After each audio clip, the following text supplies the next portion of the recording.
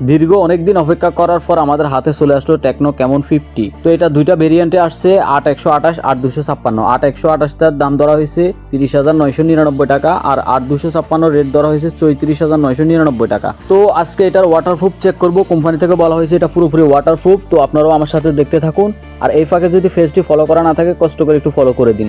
চলেন আমরা এখন দেখি ফোনটি কতক্ষণ পানির নিচে থাকতে পারে। আমরা পানির নিচ থেকে আজকে ভিডিও করে দেখব।